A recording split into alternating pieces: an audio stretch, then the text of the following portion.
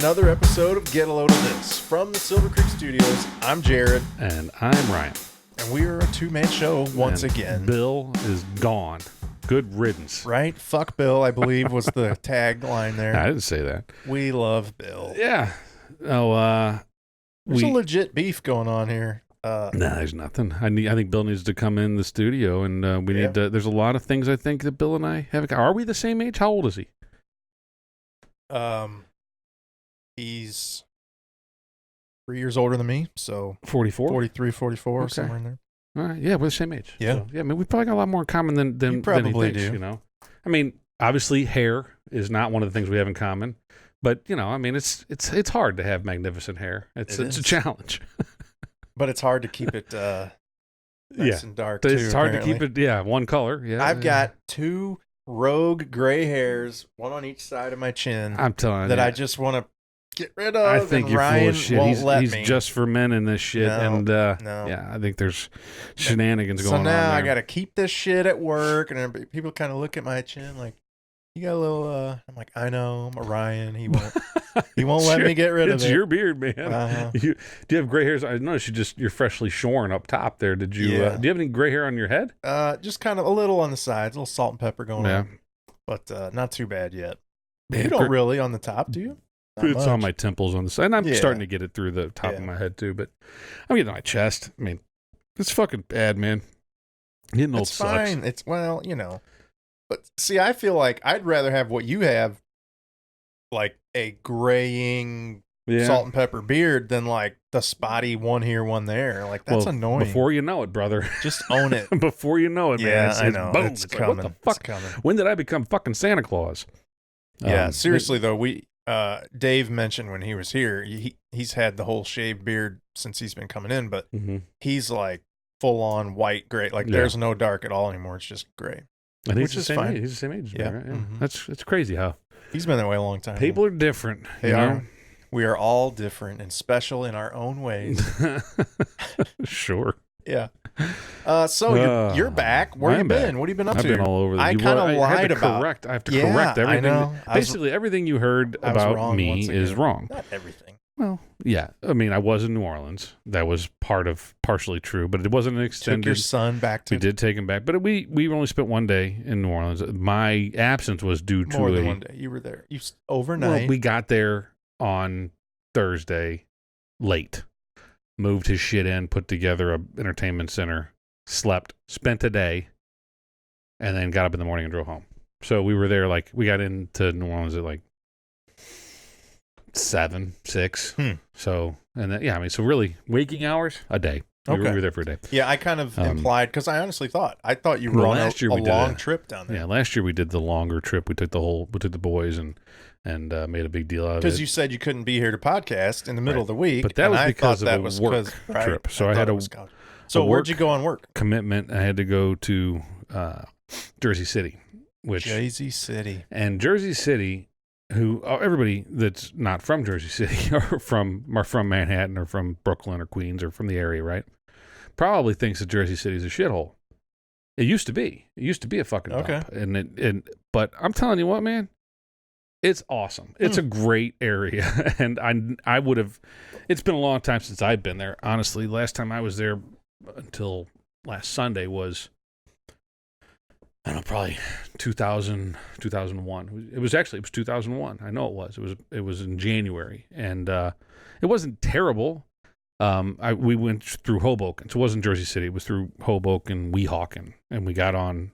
Hoboken and Weehawken? Yeah, that's Jersey. All right. Hoboken's where Frank Sinatra's from. Yeah. Weehawken, I don't know anybody's from Weehawken, but it's right next door. And we got on a ferry and we went over to Manhattan to World Trade. That was way back when. But I don't remember it being exceptional. Hoboken or Weehawken or Jersey City. Nothing was really stood out to me. Mm-hmm. The last time. Right. Well. Or the whenever. Previously. Ago. Yeah, a long time ago. But it's been 18 years, so. It was before the towers fell. It was before a lot of that shit, right?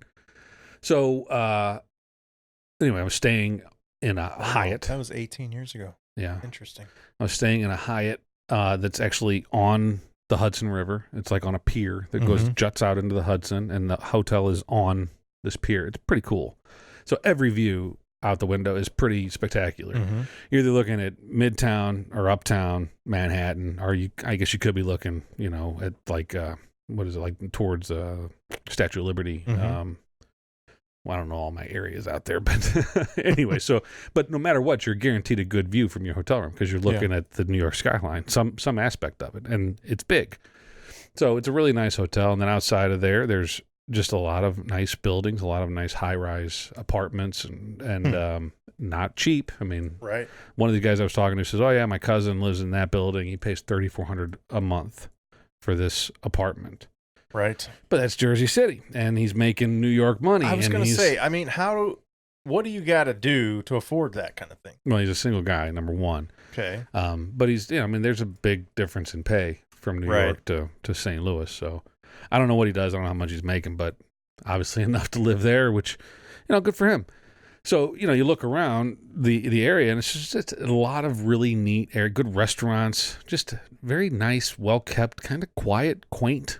It's right across the river from Mayhem, though. So I got in on Sunday. I took the ferry over to Manhattan, and I wanted to go to World Trade Center. I wanted to go to the new Freedom Tower. Right. And I wanted to see... Which is not Freedom Tower anymore. Oh, it's not? It's technically called World Trade Center 1. No. Well, I'm going to keep calling it Freedom Tower. I know. You be you. I believe I did see signage that said World Trade Center 1, but I just thought that was... I don't know. Didn't think much of it.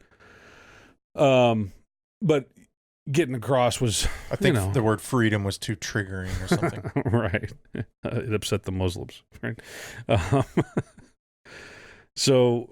Yeah, getting across was, pretty easy. $6 or whatever, one-way trip on a ferry. And then, you're with... Was it like a giant ferry? Like a big ass? Yeah, it's big. I mean, it holds a whole bunch of people. On the way over... Is this a drive-on car ferry? No, this is a walk-on. Okay. Everybody walked on it.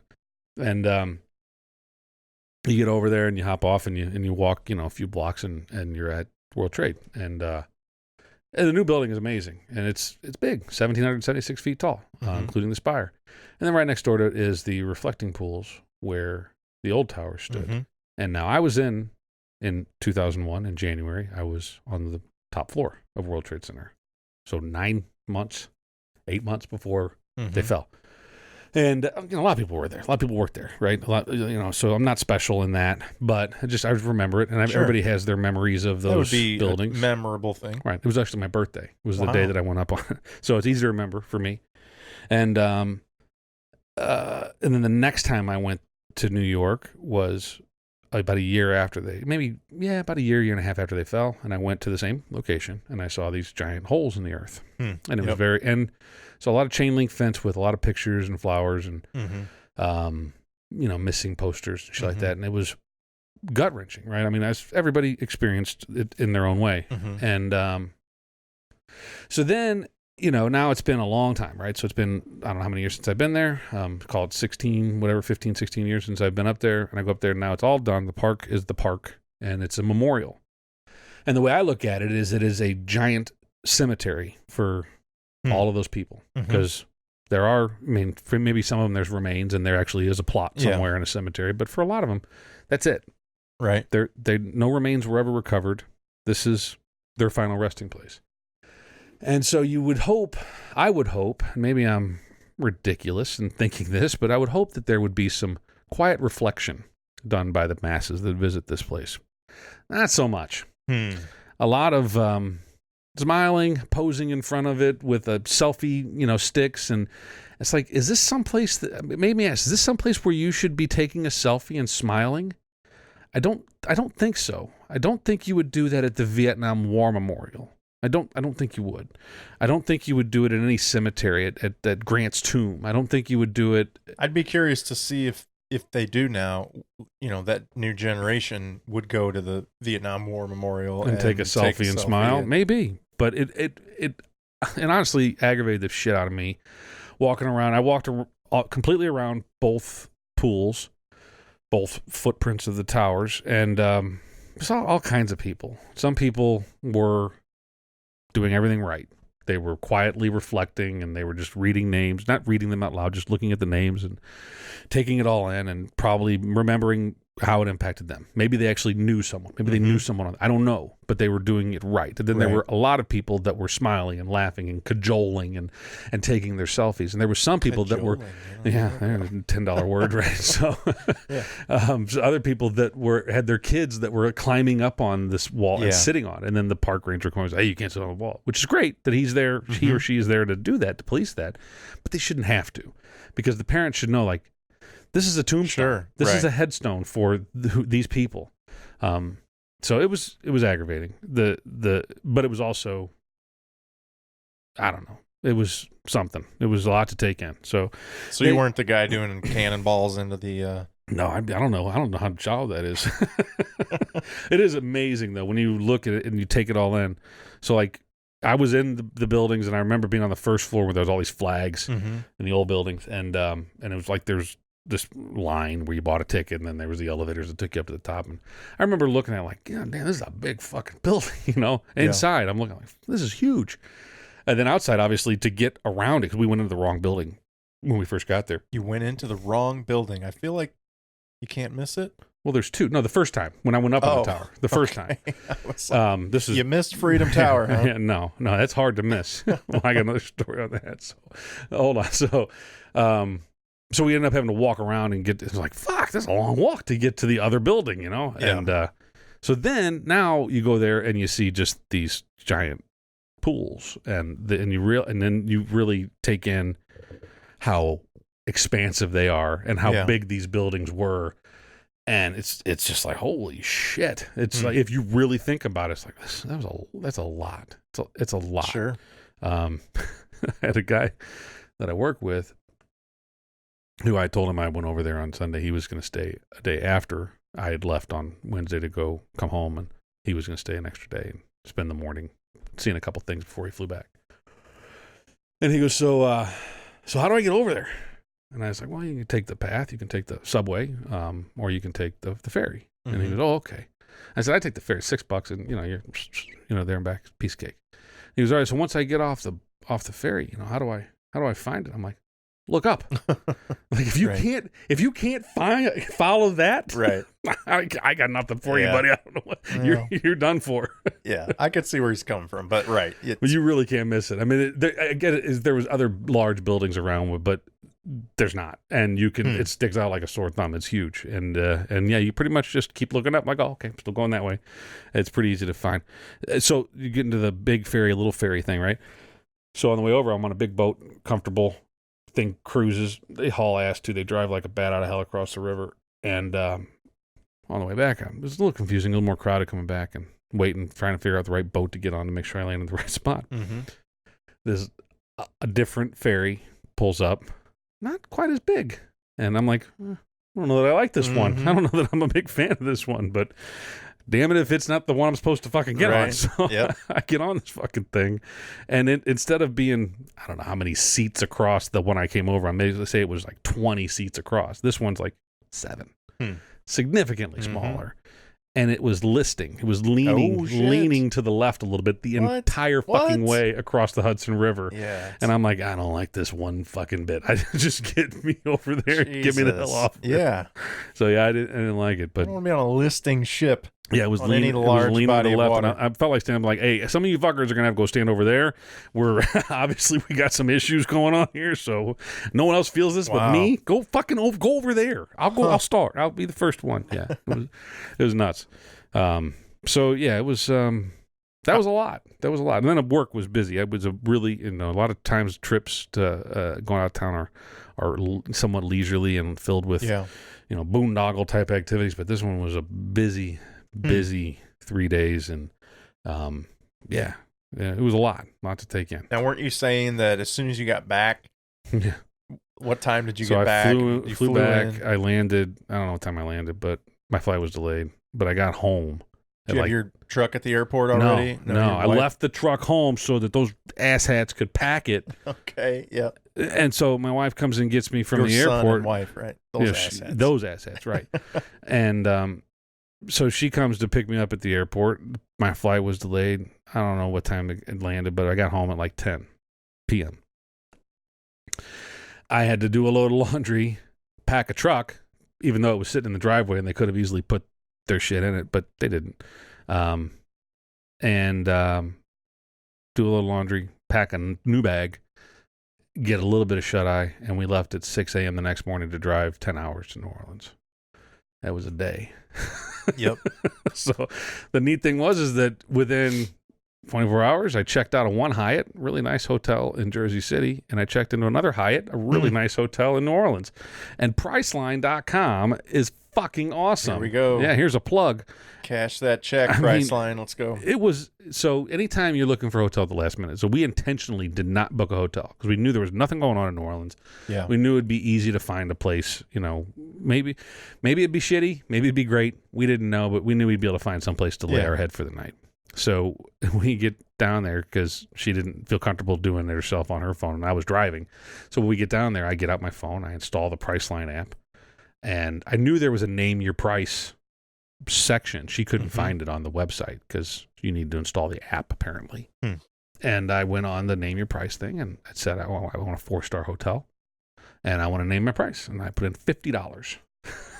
Which I know is way below where it should be. Don't fucking care because I know how it works. I've done it before. And what they do is they say, we can't do that, but here's a great deal for you. And so I've told my wife, I said, I'm going to put in $69 or something like that. And then I was like, you know what? No, fuck it. I'll put in 50. Well, what's it come back with? $69. And I was like, right on. It's like, listening to me, right? So I was like, book that shit for 2 nights, and you still have to pay taxes and all the bullshit that goes along with it. But still, for whatever, $140 plus tax.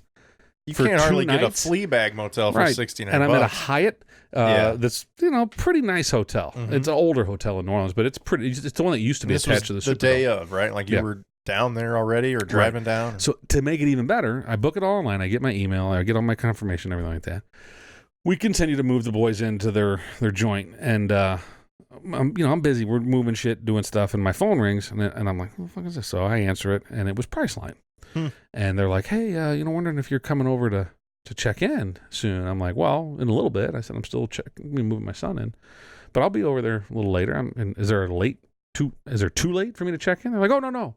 We just want to make sure because, your reservation didn't go through. We noticed you fucked us on the, your reservation didn't go through. I don't think they see that. Yeah. I think Priceline sees it, but like the Hyatt, they don't see that. They don't see how much I paid. They just show that it's. You don't think? No, they show that it's paid. And all because they told me, they're like, it shows here that you prepaid. You're not at the front desk and they go, it says here you paid $69. Hey, deadbeat. So I'm not sure you can complain about the dirty dishes.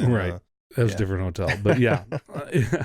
Anyway, so they Priceline called you and said it didn't get reserved. So it didn't go through, and just want to make sure I still want it. I'm like, yeah, I still want it. They're like, oh, okay, we'll make sure. Hold on, we'll get right back to you. Why didn't it go through? I don't fucking know. Something broke. Priceline broke. So call me back like 10 minutes later.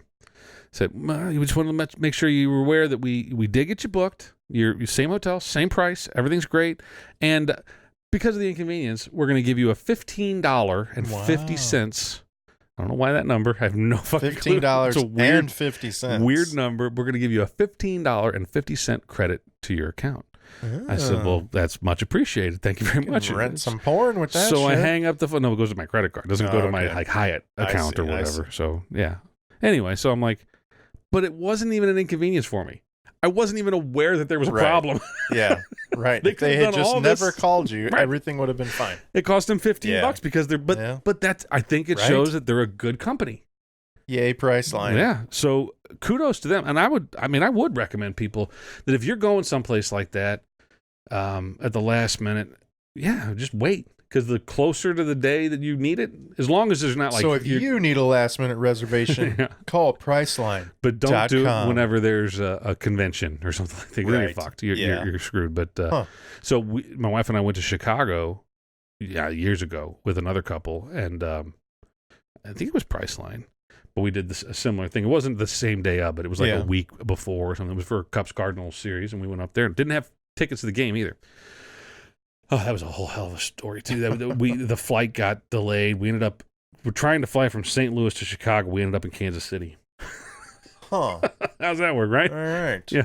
I loaned my truck to a guy who was moving his sister or something from St. Louis to Kansas City. So he's in Kansas City with my truck. I'm in Kansas City, stuck in an airport. Oh and I'm calling like, dude, just bring me my truck. Didn't work out.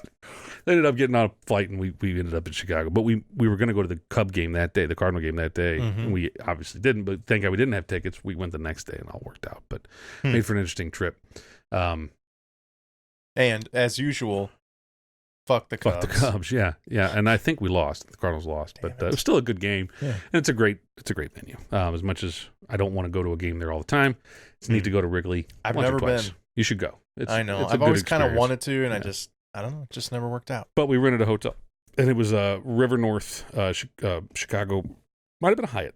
Maybe it was a Marriott. Anyway, River North, right across from House of Blues and Harry Carey's restaurant and all that stuff. And it's a high-end 4-star restaurant. I think we got it like super cheap, like, say $50-$60 a night. It was awesome. Same deal, just name your price kind of deal. And they come back and they're like, yeah, we can't do that, but we can do this. Right, yeah. Because they just want to fill the room. It's better for them to fill the room than to... Yeah. But they have a break-even point, right?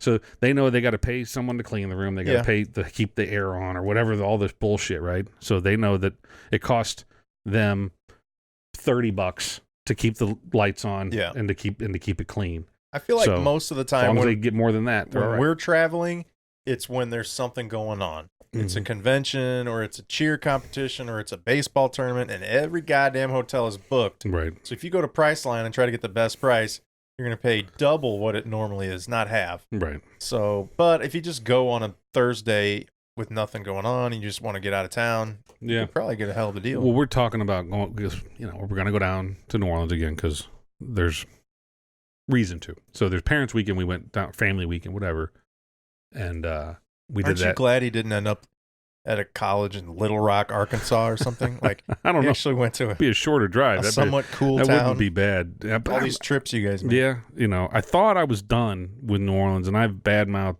New Orleans a lot, but we love Little Rock, by the way. Yeah. Thanks for subscribing. It's not New Orleans, but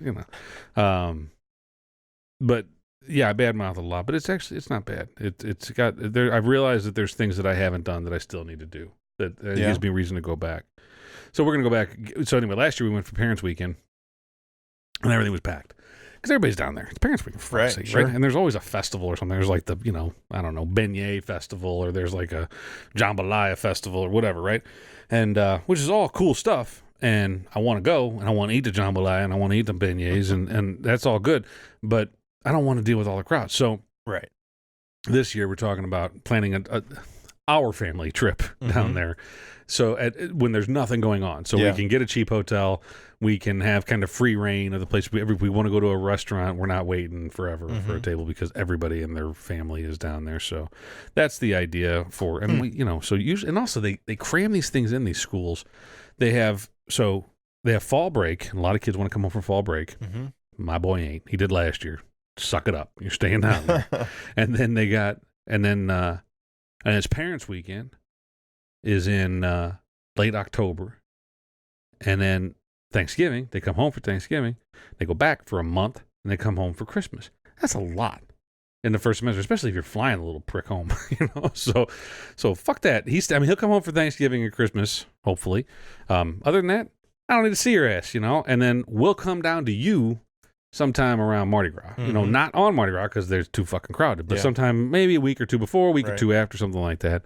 And that's I think the way we're going to play it this time around. But because I'm kind of I don't want all the crowds. It's as much as you seem like a personable guy, I don't like crowds.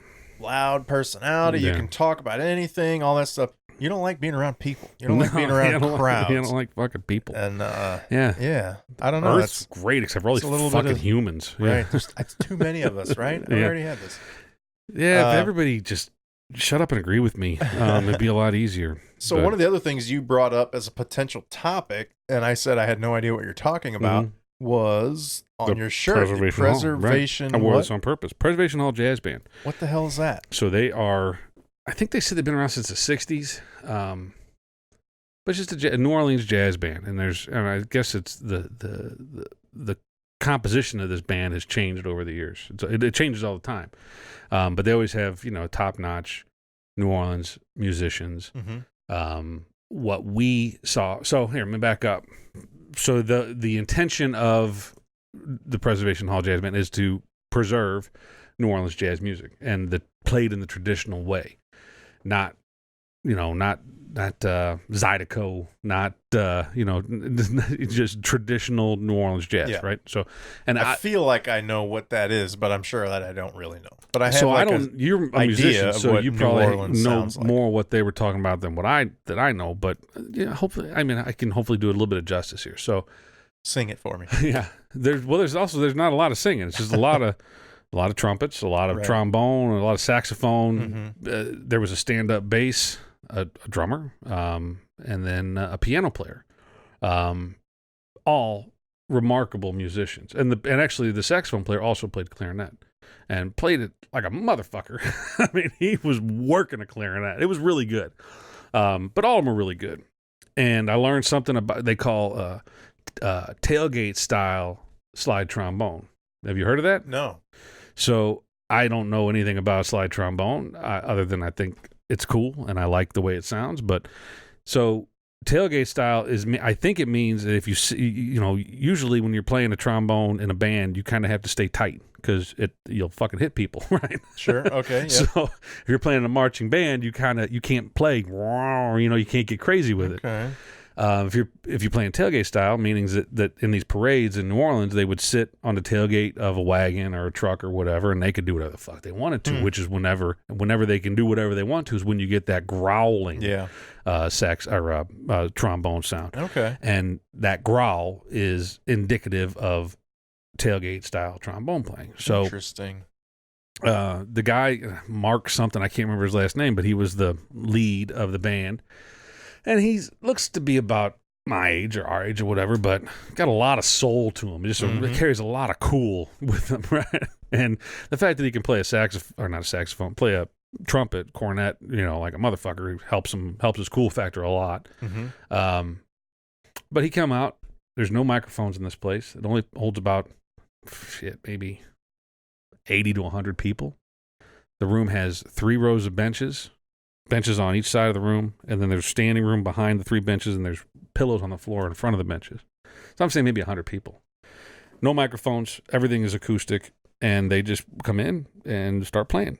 They played like 3 songs, but the songs are long because everybody gets a solo in every song. All right, yeah. And they're just riffing, which is kind of cool, that you'd think it'd get old. I think if they were to do that for more than 3 songs, it probably would get old. Now, is this something, maybe you said, did you seek this out? Was this like, we're going to go see the Preservation Hall Jazz Band? So whenever I went down on my 18th birthday, the drinking age in New Orleans used to be 18 years old. And on my 18th birthday in 1993, I was in New Orleans. My parents were down there for a work conference, and they said, hey, we'll take you to New Orleans, find a friend they can come with. We'll get you a hotel. At the Hyatt, New Orleans, same hotel. This guy. That was my birthday present. My 18th birthday was me and Buddy got to go to New Orleans, where the drinking age was 18, which was awesome. So where you had your first drink. Right. So we had a blast. We had a really good time. And at one point, he knew about the Preservation Hall Jazz Band. And so we went and we stood outside and waited in line. And it's right next door to Pat O'Brien's, which is a famous bar restaurant down there, where hurricanes are made famous or whatever, the drink. And so we're waiting in line, but we realized we're cutting into our drinking time. Yeah, right. So we didn't want to do that anymore. So we left, and I kind of regretted it ever since because I wish I'd have hung around and gone classy, Ryan, and seen that show back then. Yeah. So we could like peek in the windows, and we were like jumping up and trying to look in the windows to see these guys, and we didn't know what to expect. We knew it was cool because we could kind of hear it. So anyway, I didn't go back to New Orleans for a long, long time, and the couple times we've been down there with the boy last year, we would go to Bourbon Street and we walk around, and I'd always see it. I'm like, I'd really like to do that someday. So anyway, Tammy said we should go do it. And we did, and I don't regret it. It was $20 a head, which seems a bit pricey, but it's for good. Hey, number but one, you saved on your hotel, so. Right. Well, you're getting a good show. It's only 45 minutes, but you're also helping preserve traditional jazz music in New Orleans, and you're helping these musicians keep shit together and keep shit going, and that's kind of cool. And I got a cool T-shirt, which I probably spent more than $20 on, and some other shit. So. Cool. Did your son appreciate it? He didn't go. Fuck him. He should. Honestly, anybody should. Even if you don't appreciate music. Like I'm not a musician, but I really love music, and I like all kinds of music. And I mean, it made me happy. You really kind of do. And like for a non-musician, you understand more about the instruments than I think most people do, or at least you can talk about it. Yeah, but, full shit. You sound like you know what you're talking about. Well, I listen to guys that talk about things, and I'm interested. I wish I had learned to play. I haven't. Maybe someday I will. Who knows? But I think it's interesting as hell. If only you knew a guy who could teach you. Gives lessons. Now I want to learn how to play slide trombone, though. Who knew? But I mean, learning something like that, this tailgate style trombone, and the way that he explained it was really good. And it was like, and I think everybody in there was like, huh, no shit. And then you heard they kind of highlighted that style in the next song, and you heard this growling noise coming from the trombone, and you're like, no shit. And I've heard that before. I know how he does that. And this guy was regarded. I mean, I never heard his name, the trombone player, but everybody, all the musicians are like, yeah, he's known. He's one of the best trombone players in New Orleans, period. Like, you're not going to find many guys better than this dude.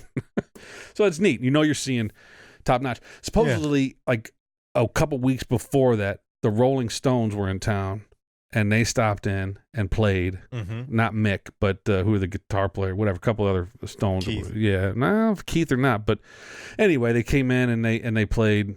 And they played a couple songs with the preservation. Now, how fucking cool would that be? That you're just sitting there, you pay $20 to watch these 6, nobodies, Yeah. And sure. all of a sudden, a couple members of the Stones roll in. That's amazing.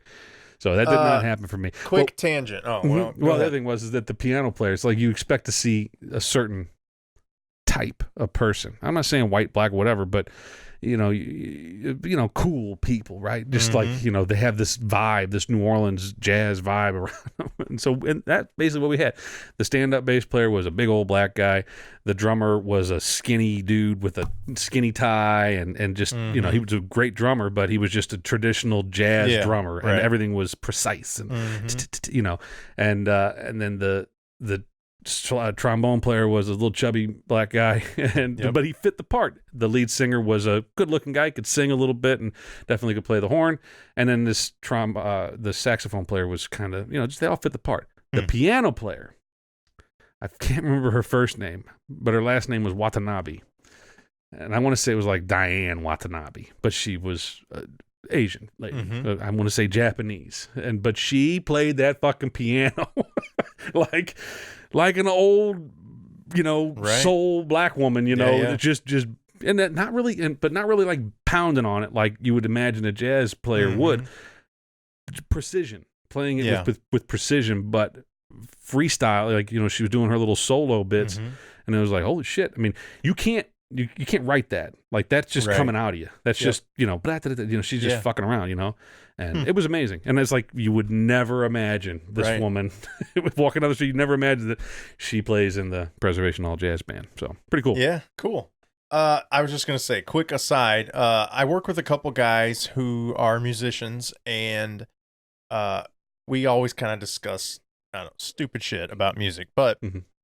We all three sort of agree that the best band, most influential, number one on every list would be the Beatles. The Beatles. We all agree it's the Beatles. Some people would say the Stones, but we've had that conversation before. Yeah, we have. You're either Beatles or Stones guy. Right. Yeah. But that was the question. Like, well, if we all agree that the Beatles are number one, who's number two? And we all couldn't, it was hard to even come up with somebody. And it was like, well, there's the Stones, and there's the Who, and when you start talking about number two, it's like it opens it up to all kinds of other groups. If you're only talking about rock bands, that's one thing. Then you're talking about Stones, the Who, the Beatles, obviously, maybe Buddy Holly and the Crickets. Yeah. But no, it's not Buddy Holly and the Crickets. Well, they invented rock and roll, so they play. What was the song? Elvis was brought up, but then it was like, but he's got so much crap too in his repertoire. Yeah, he didn't write a song. Right, exactly that too. So it was like, I don't know, but he definitely interpreted music, and he was an influence on the Beatles. So it's influential is one Chuck thing. Berry. But the long and short of it is, the Stones were number two. And in your eventually group's we opinion. all were like, I guess it's the Stones. And then I said, honestly, I don't know very many Stones songs. I mean, I know the hits. Right.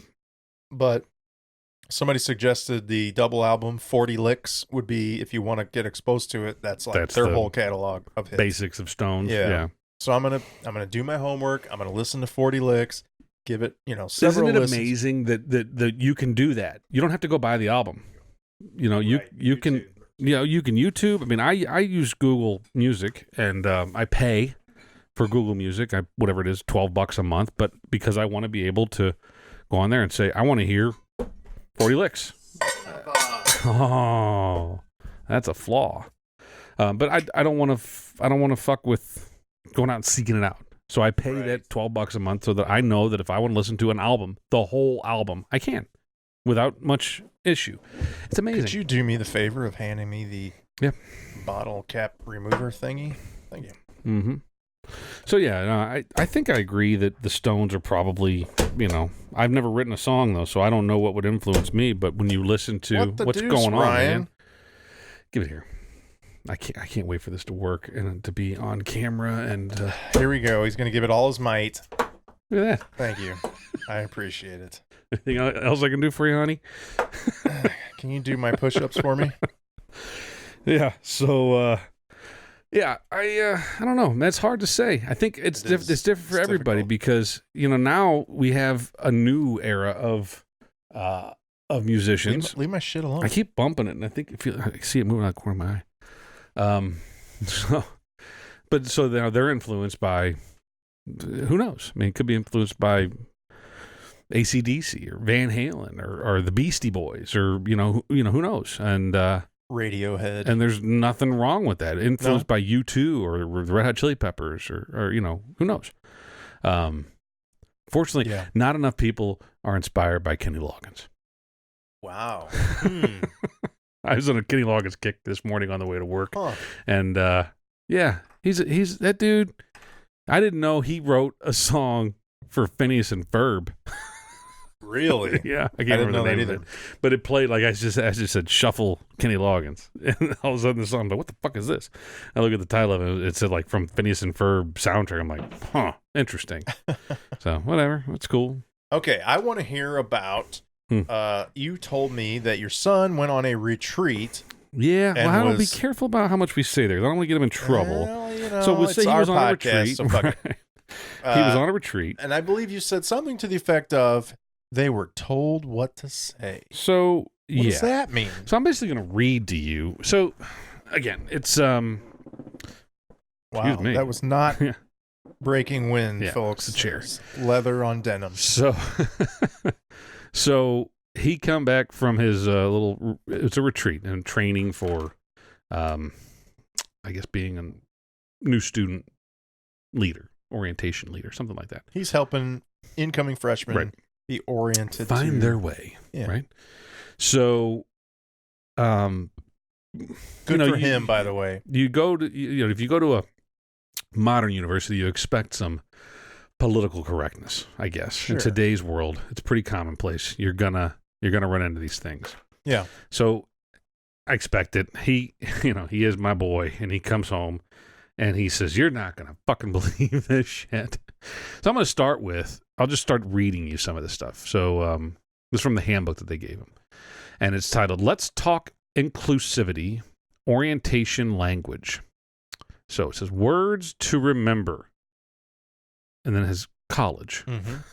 I don't remember college? Okay. Right. So anyway, student, not kid, not child, not baby, etc. It says that. Because I feel like they're generally called college babies. You got to remember not to call them that. Right. They're college students. Family, not parents. Not parents? What's wrong with parents? Well, because it could be that they're not your parents. Maybe you're adopted. Maybe you're still a parental figure. Yeah, I don't know. Maybe not. Maybe your parents are dead. He's on the second word, and I'm already pissed. First year student, not freshman. All right. Okay. Residence hall, not a dormitory, not a dorm. What's wrong with What the fuck? What's wrong with dormitory or dorm? I think dorm. So that was whenever I was in college. It was the same way they didn't want them called dormitories because that gives the insinuation of like an insane asylum or like a hospital or like a sanitarium or whatever. Dormitories, no like a one prison. Their age or our age knows not that until that you was tell what us was, that. Yeah. So wow. Okay. Residence. So he goes hall. to Tulane. There is a hall there called Weatherhead Hall. I don't know. I guess Weatherhead's a person, but apparently at some point it was called Soho. I don't know what Soho stands for. I think it was someone's name as abbreviation, but they don't want you calling it Soho anymore. Okay. You must refer to it as Weatherhead Hall. All right. Fine. They are fraternities, not frats. They are dining halls, not cafeterias. They are transfer students, not students who have attended another 2 or 4 year institution before. Jesus. What? Say that again.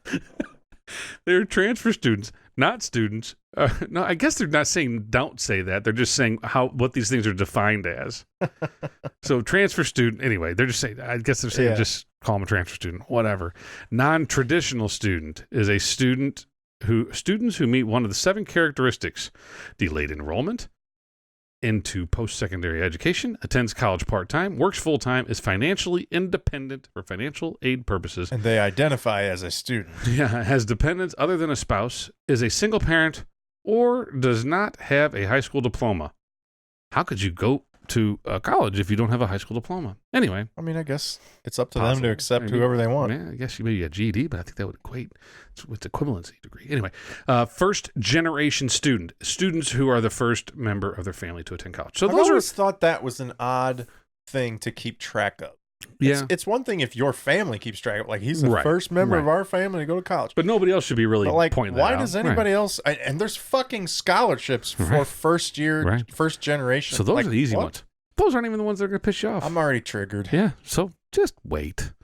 So, and this isn't bad. This isn't even what really pisses you off. So this is words to remember, identity. So first was words to remember related to college. Mm-hmm. This is words to remember related to identity. Person with a disability, not crippled or other slurs. I may have used the word crippled earlier tonight. Before we hit record, Jared referred to somebody as crippled. I was like, I'm so glad you fucking called him crippled. Crippled. Yeah. So, okay, next bullet. Person who uses a wheelchair, not wheelchair bound. What's the fucking difference? You can say, oh, he's a person who uses a wheelchair. This person is bound to a wheelchair. You can't say, you can't call him he's a wheelchair bound person. But you can say he's a person, he or she or they are a person who uses a wheelchair. Fucked up, right? So you can say you all, y'all, folks, everyone, friends. You never say guys or you guys. So again, these shouldn't even piss you off yet. Mm-hmm. These are not the ones that my son told me about. We're just getting to the ones that he told me about. Okay. So this is words and phrases to avoid. Oh, okay. The others were just guidelines, basically, or things to remember that you should already know. First bullet point. Okay. Powwow. Is that? Oh my God! Is that a Native American reference? So a powwow is a spiritual and cultural ceremony in Native American communities. Avoid saying things like "Let's have a quick powwow." Instead, let's huddle up or let's connect. Wait, really huddle quick. up is a football term. You can't use that because football players. Because you're not really a football player. Yeah, right. So seriously, in all honesty, why isn't that equally offensive? There are football players who take very seriously the work that they put into playing the game of football. And when they huddle up, it means something. And they are going over strategy, and they're ready to put blood and sweat on the field for their team. And you can't say that you're huddling up. Well, then you should say their other suggestion, which is a great one. Let's connect really quick. That's their other suggested alternative. All right. The next time I play football in a pickup game in the park, I'm going to say, all right, guys, let's have a powwow. Oh, shit. Watch out. All right. So next. Go ahead. God, I'm already gypped. Yeah, I know. Okay. So because of gypsy. Right. This term is and derived that's a derogatory reference to gypsies. From the word gypsy, which is a slur for Romani people. It is hold on. Oh shit. Fuck. It is rooted in stereotypes and caricatures of fuck you, fucking phone. Being untrustworthy, manipulative, dishonest, etc. Avoid saying things like, I got gypped. Instead, say, I got cheated. Now, I will say, my entire life until like a year ago, I didn't know what gypped was a reference to. It just meant what it meant in connotation. It was, I don't think I really ever thought about it either. You got ripped off or whatever. Like the fact that came people from, used to say you got I Jewed him down or whatever. Yeah, that's a little more obvious. Right. But gypped, like honestly, I thought it was spelled Jipped. Like I got gypped. I thought it only meant that. I didn't know it was Gypped. Like, okay, whatever. So yeah, fine. It's offensive. I'll stop saying gypped. I'm kind of with you on that one. That one I can take. Okay. But watch yourself around gypsies. I'm just saying. Right. Yeah. We're not really trustworthy. I don't really know any, though. We love Have you gypsies. ever met a gypsy? I don't know any gypsies. Idea. Pretty sure anymore that you don't know. Yeah, I don't know if I'm going to offend one if I don't even know where I might find one, you know? I feel like your wife might be part gypsy. She's totally. Anyway. So next one. Illegal in reference to a person. No human being is illegal. This term is used to dehumanize specific immigrant populations and dismantle empathy toward them. It also associates legality with morality, which is a fallacy. Instead, really? So breaking the law is not immoral? Is that what they're saying? Instead, use undocumented.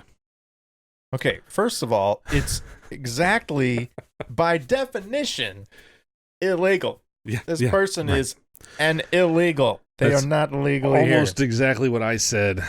But I get where they're coming from. If you just use it as a derogatory term to pick on someone, well, sure. I mean, yeah. If you're just saying, if you're gonna call all Mexicans illegal, then that's wrong.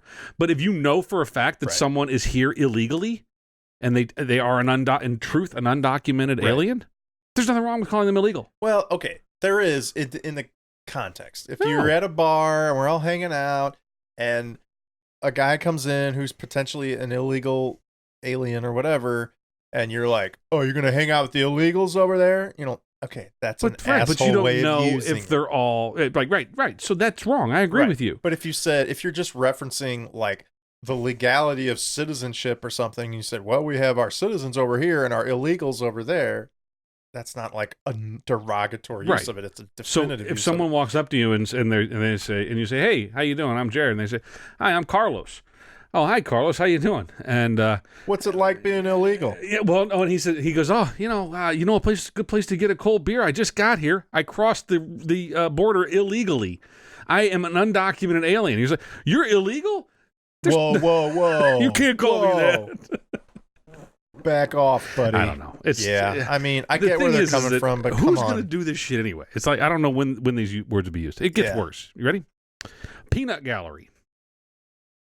This term derives from vaudeville theaters that had a segregated section in the back where people of color had to sit. Avoid it. Wait, what does the term comes from vaudeville theater that happened to have had a segregated section can in the back. Can we use the word bus? Yeah. Nope.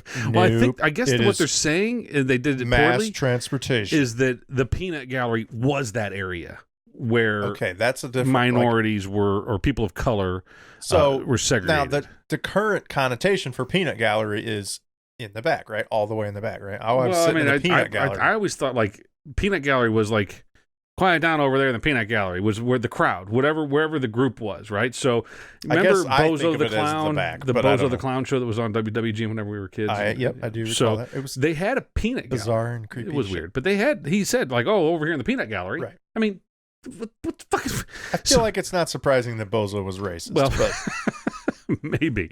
But here's the other thing on that one especially is like, literally nobody fucking knows that. No one knows that. Until you point it out, and now you've created a problem. Before, it was just an innocent term that most people were using it with no ill intent. I feel like the term, well, I don't know. There's got to be more to what peanut gallery means if it actually means something derogatory towards African Americans. Like, what? I'll have to do more research on that. I don't know. Did they serve peanuts in the gallery, and that's why it's called the peanut gallery? Like, what? But there's more. Okay, I'm ready. No can do and long time no see. What? You can't say no can do? No can do. You cannot say no can do. that further. You cannot say long time no see Why? either. These phrases were originally used to mock the English skills of Chinese immigrants and Native Americans, respectively. Is that true? Is that really the origin of those terms? That sounds like some racist asshole who wrote this list decided, that sounds kind of Asian to me. The person that wrote the list, a young lady, I think she was challenged on a couple of these by people attending, and she said, well, I have a PhD in English, so I'm pretty sure I know what I'm talking about. I guess that's what a PhD in English gets you, is the origin of no can do.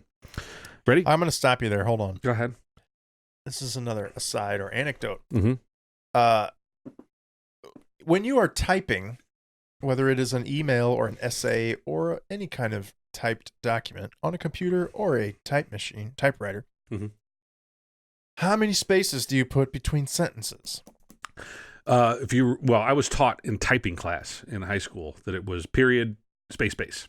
2 spaces between sentences. But I believe that has been changed, and the now accepted in all of the writing manuals on how is 1 space, right? A period. So I agree with you. When we were in school back in my day, right?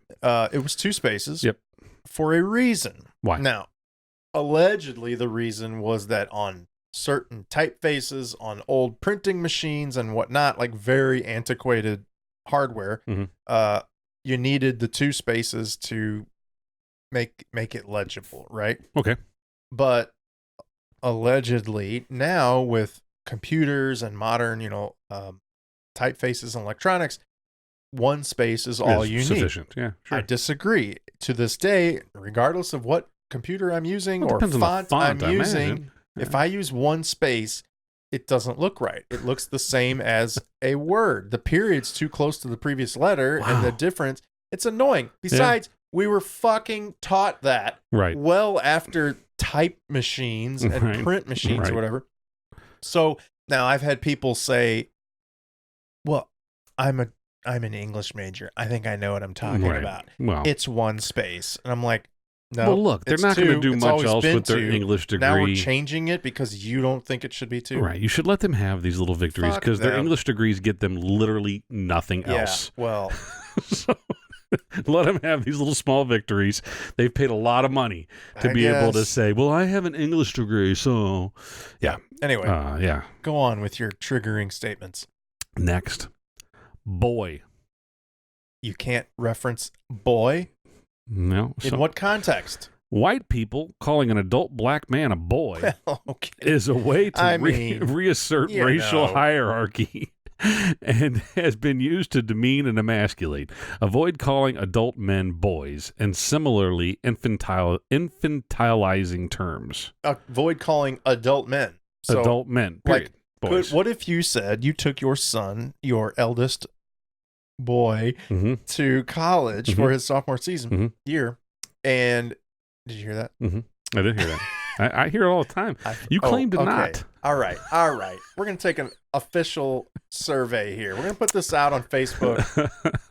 Yeah. Ryan seems to think... All of our super engaged listeners that give us their feedback so regularly. We do. Ryan seems to think every time you hear on the podcast, it's me. I didn't say every time. I know that I am guilty of it. Now, but I just think that you are more than you realize. Here's why he thinks that. I edit every single episode of these podcasts. No, it's not. I take out dozens. It has nothing to do with editing it and what I listen to. I sit across from you for several hours every Tuesday. You don't hear yourself doing it. I take out and sometimes on Fridays and Saturdays of Ryan's, and I witness you doing 1 or 2 of mine. You do it. He has no idea. I'm going to point it out every time you do it. I'm going to have to bring a fucking pitch counter. Yeah, I'm not taking him out ever again. I'm bringing a pitch counter, and every time all of our listeners are like, "Oh my god, I can't believe these guys with their mouth noises." You can thank Ryan for that. All right, go on with your. Okay, ready? So you can't call your son boy. I'm guessing. No, I'm not saying you wouldn't go. Let's go, boy. But like, Well, I think I should be able to say that. Like, oh, that's come on, boy. but what It's if time you to go, said, you know? my boy and I are going to go to the game tonight? I think that's fine. Hey, whoa. Yeah, well, these You people son are of a- telling you to avoid those All terms. right. So. God. Next, ready? Crazy. The description of this one is a little bit crazy. This word has been weaponized against people with mental illness. Weaponized. It has been used to dehumanize and dismiss people, barring them from care and empathy. Take care to avoid calling people crazy. Okay, I get where they're coming from with that. What if you are in fact fucking crazy? Like, yeah, well, off your rocker. Like that bitch is crazy. Yeah. I mean, like, not even like some dudes. I feel like that. I can't say that bitch is crazy. No, I feel like bitch would probably be. You can get away with bitch, and sometimes you can get away with crazy, but you can't say that bitch is crazy. Yeah, I think it's one or the other. Never both. Wow. Yeah. So, okay. I mean, some of these are like obviously, I mean, all right, you wouldn't see someone walking through a park clucking, buck, buck, buck, buck, you wouldn't be like, look at that crazy motherfucker. Like, that bitch is crazy. No, you'd probably be like, oh, okay, that person's got some issues. You'd probably be a little more sensitive. No, I would call a clucking person crazy. I would say, if you see like someone that's crying over whatever or something, right? And then you don't say, oh, whatever, she's crazy. Like, okay. And it's always a she. Yeah, certainly. Yeah. All right, go Next, on. lame. What? This is an ableist term rooted in the concept that disabled things / people are bad. Avoid saying things like, that's so lame. Instead, that's so basic or that's so corny. This party's really lame. So instead, use basic or corny. This party's really basic. Yeah, that's fucking lame is what that is. Does this affect enrollment at Tulane? I don't know. You ready? It's about to. There's 4 more. I don't know if you care anymore. I may have bored you. I want to hear them. 4 more. I'm so OCD. And similar phrases, they're saying. Using mental illness as a hyperbole is so basic. It's so lame, they want to say. Jesus. It can also cause people who have those conditions / experience to feel isolated or dismissed. Instead, I am so type A, or I am incredibly particular. You're fucking crazy. I am incredibly particular. Yeah. So, I mean, what if you're literally describing... I'm really OCD. Yeah. I really have an obsessive compulsive disorder. I really want to straighten those 2 bottle caps out to where it's... Okay, now. Yeah, right. That's better. Like, get a little 2 finger here, 2 finger there. All right, now we're good. Ready? Negative food / body talk.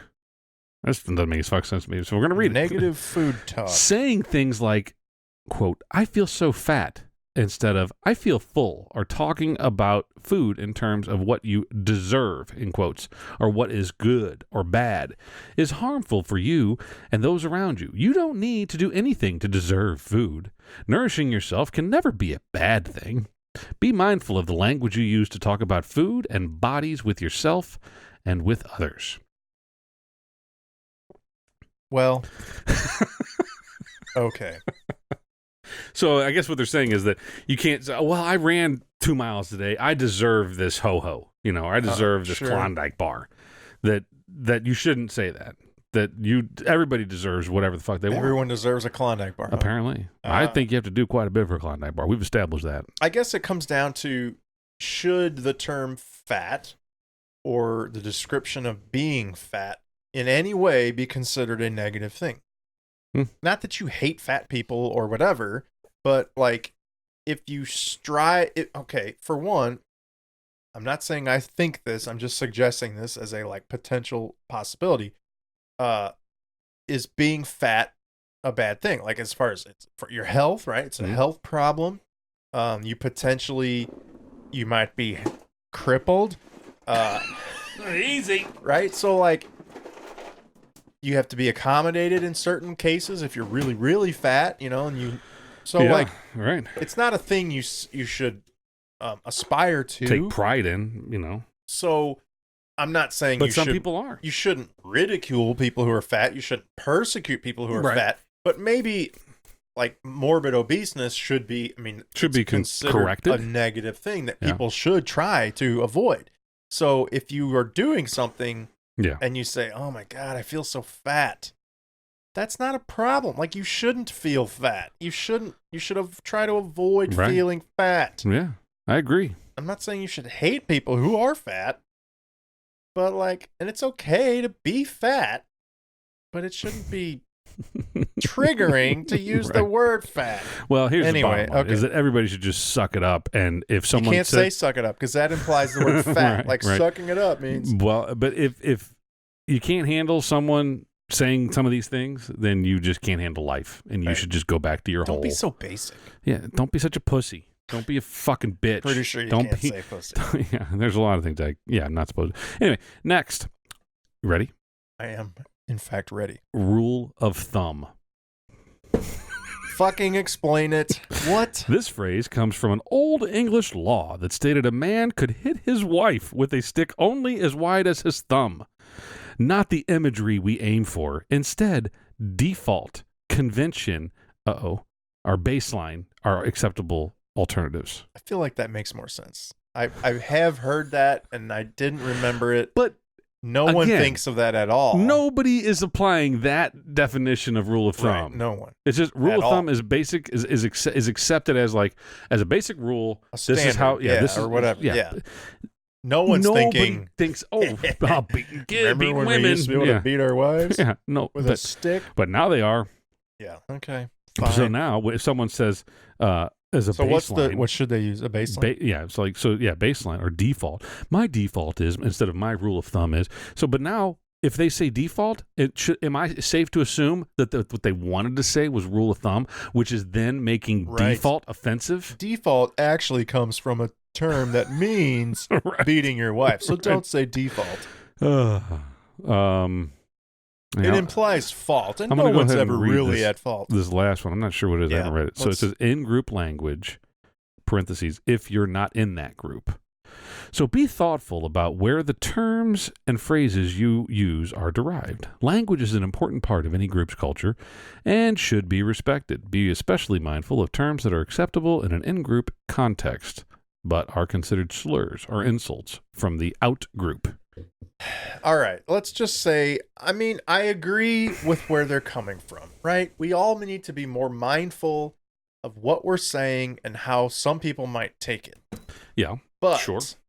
They are using some pretty ridiculous examples that if you are taking that personally... Well, what the boy and I discussed was, what is notably missing from this list? The boy. What is notably missing is the N-word, the F-word, gay, queer, homo. All of these words that are, maybe a lot of people would say, well, those are obviously, you can't say those things. Obviously, you obviously can't be in a group and call someone a homo. Right. Okay. But here's a good question. Queer. I don't know if queer is good or bad anymore. It's in the fucking name, LGBTQ. Right. Well, what does Q stand for? I can't say. I don't understand them. The rules are changing so frequently. Yeah. It's really difficult to keep up with so we're just supposed to keep our mouths shut because we're white males and anything we say is offensive. Can I even say that? No, you can't.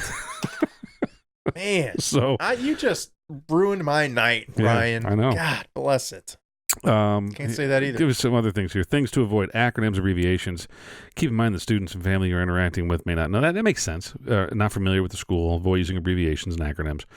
I get that one. Cursing. We don't want to alienate anyone, and cursing is not inclusive. All right. Idioms. Fuck that.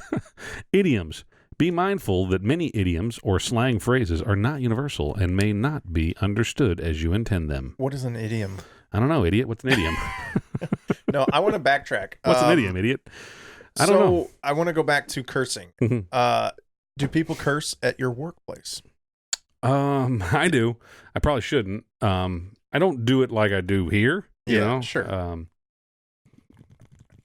Wow, we all heard that. I did have someone ask me when I was in Jersey, do you talk like that in front of your kids? Wow. And he was like, no, my kids talk like that in front of me. Well, but it was after work, and we were at an event. We were at a dinner, like a team building dinner or whatever. And, you know, I had a few beers and whatever, and maybe I dropped a couple F-bombs. I try to avoid those things, but someone said, do you talk? I'm like, yeah, I do. Because, honestly, they're just words. They're just a series of letters that are strung together to make sounds. Sticks and stones, people. They're just words. And words can only impact you if you allow them to impact you. So are you the only one? Do several other people you work with curse as well? No, I say that I don't hear many people cursing. Awkward. But I also don't talk to that many people at work. So I talk to people on the phone at other offices, shit like that. I would say not everyone that I work with does, but definitely enough that it's a regular thing. Yeah. And for the most part, it just rolls right off. Like nobody F-word awkwardly walks out of the room like I can't be around this. Or so is it F-word or is it just like shit? Damn it! No, it's everything. Yeah. I mean, motherfucker. Is motherfucker in the context? I mean, you know, if someone is being a motherfucker, then we might call them if the shoe fits, you know. Right. I don't think you can say that either. That's offensive to Cinderella. I would say, since we started this and opened this Pandora's box, fuck is used a lot. Mm-hmm. I've never heard in any kind of like group text or conversation, I've never heard the word cunt at work. Oh, so yeah, that's a big one. That doesn't get used. I said cunt at work. This was years ago. It was like, I don't know, it was 2000 or whatever. I worked on a trading desk. Okay. So I was stock trading. And it's a different environment. It's kind of that boiler room like you've seen in the movies, kind of like that. Right. Some days it gets really hectic and people just let it all out and are yelling across the room. And we have these microphones in front of us where you hit it and you're yelling at, you know, John, pick up the fucking phone. You know, and that was completely acceptable. Yeah, right. I got off the phone with someone. I think she was on the floor of the stock exchange, and she was a bitch, and she was giving me a report on a trade. So they would, you know, we called, this is back before electronics were really as good as they are. Electronic trading wasn't quite perfected. So you actually called down and said, I need to, you know, buy 1,000 shares of AT&T, whatever. Yeah. And then they would call you back and give you reports. Say, all right, you bought 500. We're still waiting on their 500 shares. Yeah. So usually it was quick, it was easy conversations like that. And this bitch, I can't remember her name, but she was known. I mean, everybody knew that she was just a crass, just a bitch. She was a bitch. Yeah. And I'm in a room with mostly guys, but there was one lady that sat across from me, and then there was others that were down further away from me that probably didn't hear me.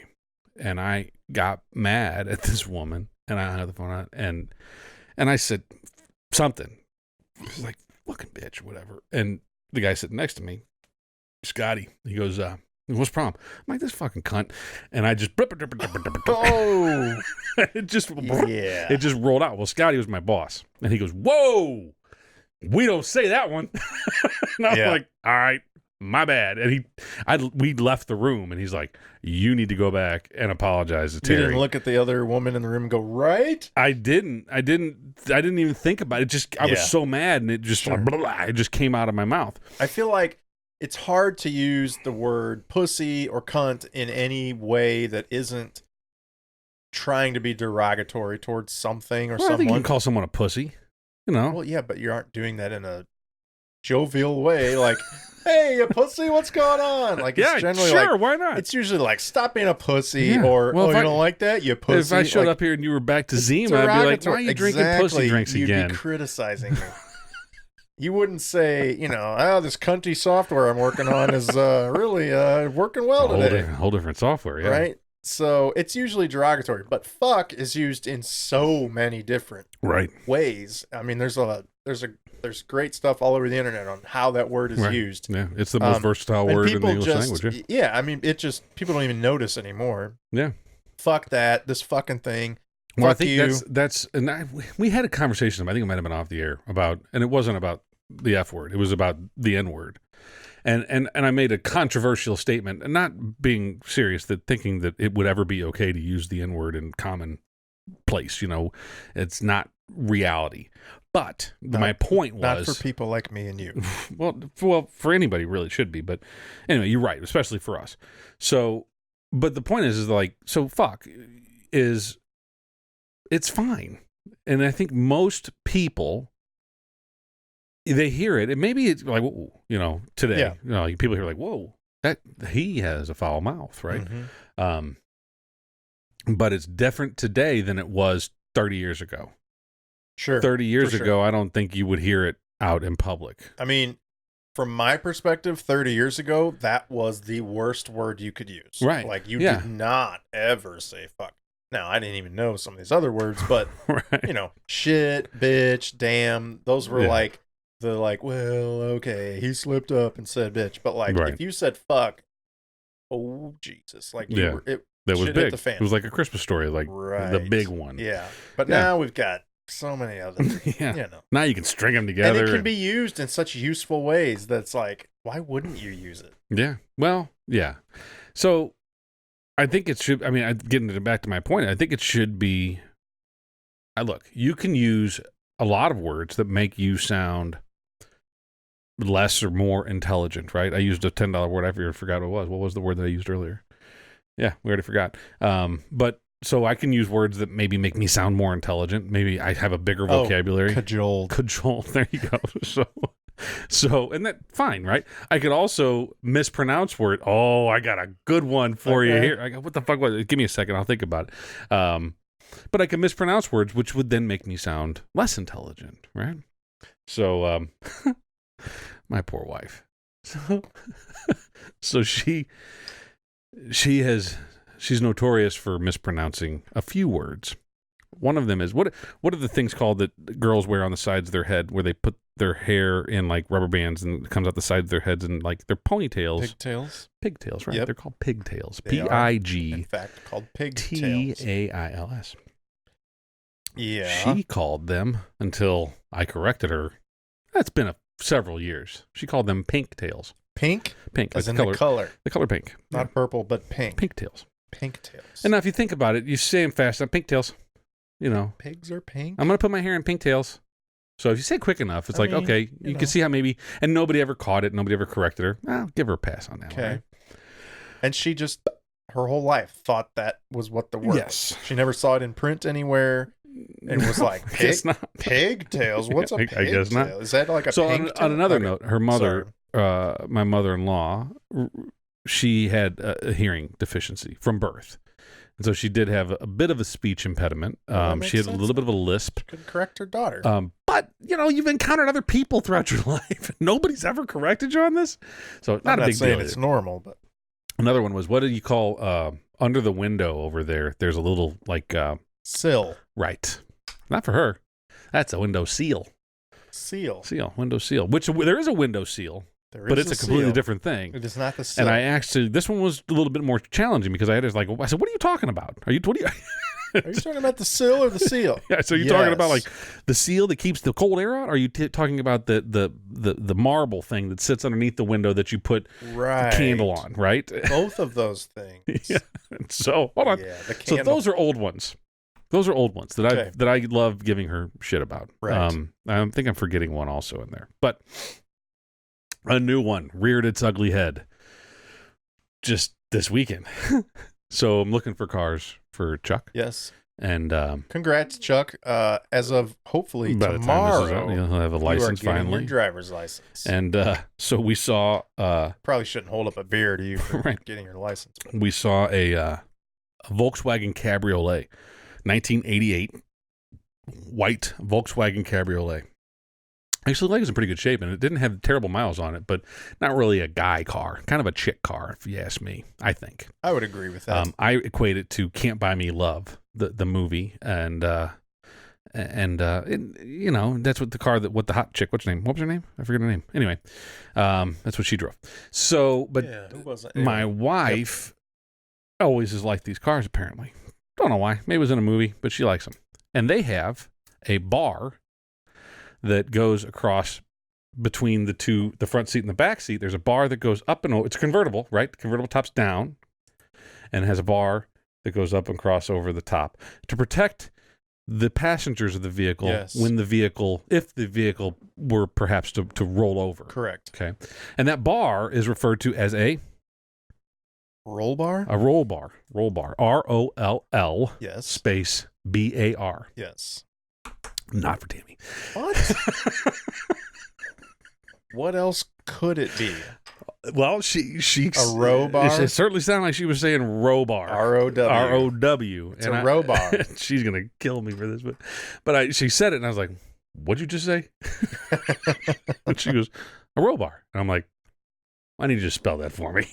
She goes, "No, why?" I'm like, "Just fucking spell it." She goes, "No, why?" I'm like, "Say it again. What are we talking about?" She goes, "A row bar."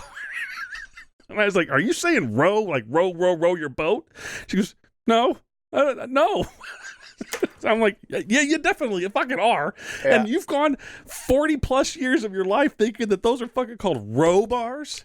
No one's corrected you on this. You've never said this out loud in a public space. And I'm like, "Oh my God." So now she's saying it right finally. Row bar. I'm gonna start saying row bar. Yeah, and window seals and pigtails and. My son watches. But that's what makes her fucking adorable. Yeah, because those little things. Women, am I right? Yeah. My son watches. Probably not allowed to call her adorable. I don't know if you can call them women either. I mean, right. Sorry. Your The Ranch. Have you ever heard of The Ranch? So it's a show on Netflix. Ashton Kutcher. I don't watch it because I find it annoying, but he watches it multiple times. Anyway, I've heard it's good. I've never watched it either, but it is what it is. There's a scene where he knocks up some chick and she has to get abortion. And he keeps telling somebody she's getting abortion. And he says it over and over. And it's a very serious scene. And like the people reacting to him are like taking it very seriously. And finally, this one guy's like, "Are you saying abortion?" And he's like, "Yeah, she's getting abortion." He's like, "It's an abortion, right? It's an abortion, not she's getting abortion." And he was like, yeah, he didn't get it. That's funny. And it was funny. That's a funny line. That was how the show is like, they take a serious thing and put this funny thing in there. But I might have to watch it. She's getting abortion. But I think, I'm sure there are things that I said in the past that I probably said wrong. I don't know what. I can give you one example. I like to think it's possible. So there's a operating system, Linux. Yeah. You ever heard it referred to as Linux? Not by smart people. Well, at one point, I called it Linux. But I'm not a developer.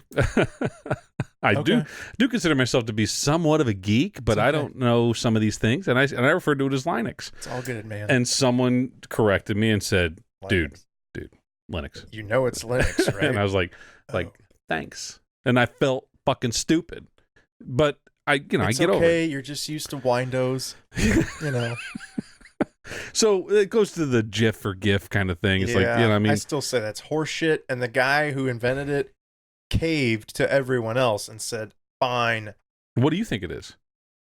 It should be GIF. I don't think so. I think it's GIF. Yeah, I don't know. Good graphical image file. Right. Good graphic. Yeah, okay. I'm kind of with you. I'm with you. The only reason people confused it was because of JPEG. Right. JPEG and GIF. Maybe. But then that motherfucker who invented it said, "Oh, it's GIF." Yeah. It was always GIF. He caved because he was tired of arguing about it. It's GIF. JPEG and GIF. Right. I'm making sure we didn't miss anything in here. Yeah. It's also probably time to wrap it up. Yeah, probably. So you've been all over the country, the eastern half anyway. Yeah. New Jersey, New York, Freedom Tower. It's not called Freedom Tower anymore. I'm still calling it Freedom Tower. You took your kid to college. He's that's out in the retreating with hippies. South Central. Yeah. He's you stayed in a Hyatt.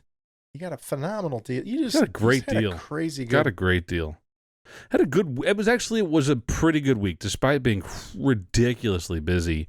And jazz music. Yeah. And whenever beer, I'm guessing you got some good beer. Oh, I did. I bought some Leinenkugel, brought that back. Or not Leinenkugel. Yingling. You're drinking Leinenkugel. I brought some Yingling back, and I didn't drink anything too crazy down there. I didn't drink a whole lot of beer, actually. But I was tempted, but I didn't make it to any of the small breweries, the Urban South or anything. But next time. But yeah, You know how whenever you're doing stuff for work, if you're traveling for work or whatever, if you're not at your desk or, either of your desks, I happen to work from home or whatever, but if you're not like engaged and on your laptop, that your email just fucking blows up. Sure. So Monday I was working. I was in a different office, but I was working. So I was able to keep things in check, right? Tuesday, Wednesday, in all-day meetings, email completely fucked. Mm-hmm. Thursday, Friday, I'm out. I'm not going to check my email. So that's 2 more days of email getting further fucked. Come back on Monday, now you got 4 days of bullshit that you've got to fucking fight through. Meanwhile, you got a whole nother day coming in on the back end of that motherfucker. So now you're at 5 days. If you don't keep, it's just to dig out from 4 days of. Yep. It's like whenever laundry piles up and you're like, I don't even want to fucking look at laundry because there's just too much to deal with. Or it's like when you look at that extension cord that's all knotted up and you don't even know which end to start from. How the fuck how am I going to, you just fucking throw that bitch away and you go buy a new one. Yeah. So that's what I want to do with my inbox at work. I just want to go, all right, delete. Now, bye. I will say, in all this travel time and drive time that he had, he did not find the time to listen to our last 2 episodes. Yeah. Of the podcast, because who wasn't on that episode? No. Ryan I did listen to the one with Bill. I haven't got a chance to listen He didn't finish it yet, and it took him 3 days. To the X-rated, you didn't hear my wife and I having sex on the air, on the podcast. Brown Chicka Wow Wow episode, yeah. And, your loss is what I think. But I did, so I tell you what I did do, is I watched The Boys, which is a great show. I finished it too. It's a great show, and I watched that on the flight out. On the way back. Did you finish it? Yeah. Okay. Yeah, I will say, like, the very last scene, I was like, what the fuck? Yeah. I think, kind of made a lot of shit not make sense. But but they got to keep you guessing, right? They got to keep you. I'll watch season 2. Let's put it that I'll say that some of the actors were, like, they could have probably cast them a little bit better. Yeah. Overall, it was a great show. I agree. But there's a couple on there that's like, you could take or leave the actor, But, so yeah, I was kind of wrapped up in that. I tend to, if I listen to a podcast on a plane, I fall asleep and I don't hear any of it. So by rule. Yeah, well, I just do. I mean, because if I'm sitting there, I'm not looking at anything. But if I watch a movie or a TV show, then I'm more engaged and I stay awake. And I need to stay awake on airplanes because I snore and I can't fall asleep on a plane. You are that guy. I will disturb the entire fucking plane. Fuck you, man. And I don't want to be that guy. So I had a little old lady tell me how bad I snore because she was sitting next to me. And I woke up at the end of the flight. She's like, boy, you were really snoring pretty good there. And I'm like, yeah, and thanks. You're like, whatever, cunt. Thanks, bitch. You go fuck yourself. Yeah. Quit being so basic. Yeah. All right. Well, we appreciate you listening, putting up with our bullshit. Yeah. And, how long are we here? We're Jesus. Plenty of time. Let's put it that way. Well, why didn't you stop me? I tried many times. It's hot as balls in here. It's fine. I'd like to we need a thermometer. I'm going to buy a wall thermometer and we're going to hang it in shot of the camera so people can see like, holy shit, it's 84 degrees in there. No wonder Ryan's bitching. I did turn it down, but it's entirely possible my wife turned it right back up. Yeah. I guarantee she has a sweater on upstairs. Probably. I heard her throwing shit up there. Yeah, she got a little erratic. All right. Well, we appreciate you listening and subscribing. I think we gained some new listeners last week. Oh, yeah? And so we appreciate those folks for tuning in and checking us out on YouTube. Why, we had a guest in, and some people listen when you're not here. Oh, okay. Good. We talking about who? Who are we talking about? Bill? Oh, okay. Bill has his own people. He's got his own peeps. And now they've subscribed. Good for him. We had very good download numbers this weekend. Oh, right. So I need to look. I haven't looked. I got to get on top of shit. Well, if you are one of Bill's friends and you've listened to now Bill and you've listened to the Superman of the Clark Kent Superman because Bill apparently is Clark Kent. You're definitely not Superman. Then I'd like to hear their opinion. Like, who do they prefer? Or would they love to hear us together on one episode? We need to get them both in studio. Mano y mano. I feel like we're magnets, equally, polarized. I mean, like you can't get us too close together because we'll push each other apart. Yeah, something like that. I don't know if they're really strong magnets.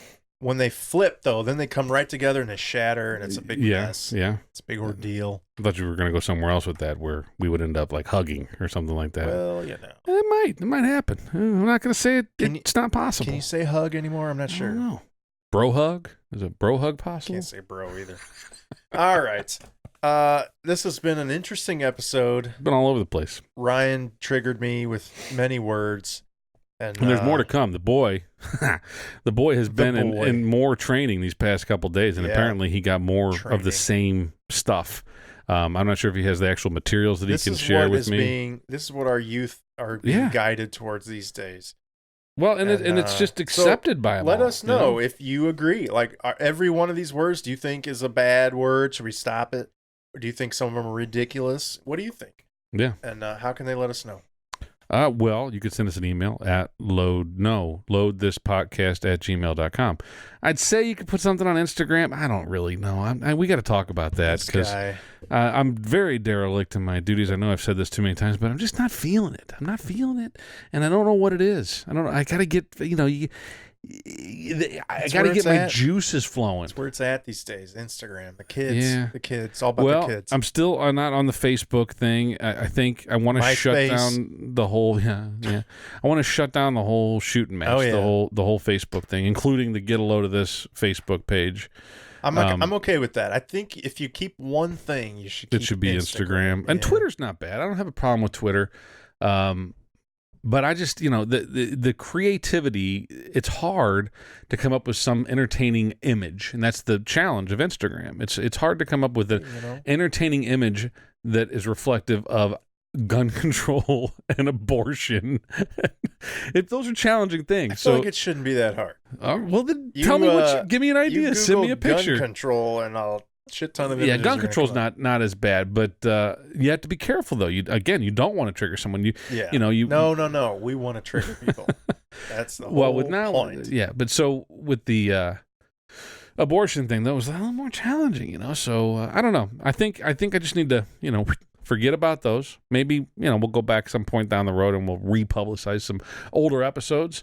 Recap, you might say. Not a recap. No, republicize so that people go down and listen to those old ones. Recaps are for pussies. No, here's what, and I'll address that. We got to go. We do. But I'll address that real quick. We could do that in our half loaded. If it's important enough, then we didn't cover it in another episode. Let's talk about that topic again. I had Ryan ranting about shit that we talked about in previous episodes just before we hit the record button. Well, I think we should have another episode. I don't think we should have some enthusiastic about it. And I was like, this is why we should have a recap. But the way you pitched it was we'd have this wild card episode where we'd be like, all right, well, episode this, we talked about abortion. Here's things we missed on abortion, blah, blah, blah, blah, blah. And then the 2 episodes later, we did gun control. Here's shit we missed on gun control. I don't like that idea. If we want to talk about abortion again, let's talk about abortion again. If we want to talk, what I'm talking about. Okay, well then that's not a recap episode. It's another episode where it's not a recap. I didn't say recap. Yeah, I said we need to have an episode where we address the things that we didn't get into that we wished we had. So that our listeners called us out on for not addressing. I have no problem with going into those topics again, but I think that we should just say, hey, we're going to get into this topic again, and it's not with the intention of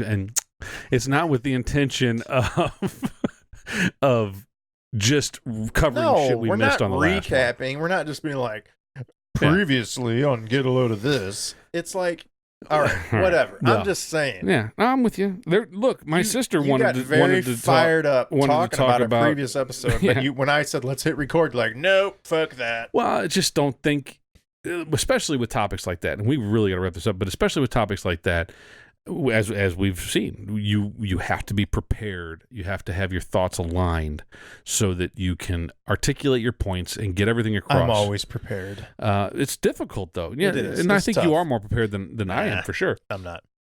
It's easy to forget stuff. It's easy to leave things out, especially when Ryan talks the whole time. I never get to make my point. All right, let's for real wrap this up. We thank you for listening and tuning in and subscribing and downloading and putting up with our shit. Even Bill's friends. That's right. Even y'all. All right. Not you guys. You can't say that. Until next time, I'm Jarod. I'm Ryan. And get a load of this. Starting over. Wow. That's looking better. Look at that. More reasonable. Looking sexy on the... Yeah, that's much better. I actually register. So for those of you who care, I fucked up. and I was recording. The man who he never does. All because Ryan had to change seats to his better side. Where did Bill sit? He sat over there? He sat over there. Oh, okay. If you watched the video, you would know. Yeah, well, I didn't. I'm sorry. I look loud now. And I used to record you'll figure track 2, because that's where Ryan used to sit. Mm-hmm. And now he sits over here, and I was still recording track 2, and Ryan was not coming through. And I was only outtakes, so you didn't miss anything too important. I was telling a hell of a great story what was it about? I'm not sure. Weed and incense. And, incense. And Yeah. But another day. You were getting a little bit into, you went to New York. I don't know if we want to get into that, or New Jersey, New York in the actual episode, but big difference. Yeah, no, right. It is a big difference, but you went to both, right? Barely went to New York. Barely. I mean, well, let's kick it off and let's just see where we go. That was quick, folks. Outtakes. Bill says we don't need outtakes. I kind of agree. We don't need them every time. We don't need them every time. I think we need them, maybe once every few episodes if there's something that is. If there's something that is of worthy note, yeah, all right, fine. That we happen to catch. Our fans want to hear it all. Well, then just don't hit record until you say, "And we're back." I mean, I like the outtakes whenever they're organic, right? Yeah, whenever they're. I feel like they usually are. Nah, no? I mean, if we're trying, they usually are because we just hit record and then we bullshit for a little bit. But I think that if it just happens to happen. Hey, look, Bill and I are agreeing on things. All right. You should be happy about this. We're finding common ground. Yeah. Well, what you don't know is that Bill and I actually talk outside of this. We're in cahoots. They're plotting against me. Yeah. We're taking it over. Yep. All right. You ready? Soon we won't need you. We never needed me. No, right. Neither one of us are going to want to edit a podcast. Yeah, trust me. You don't want to do this. We're going to need you. All right. Here we go, and we're back, or whatever. Don't fuck this up. Let me. Mm-hmm. And don't let Bill ever do that again. He doesn't do the intro. Oh yeah, I know. What the fuck, man? Come on. I screwed it up. I don't even do that. All right, he doesn't know.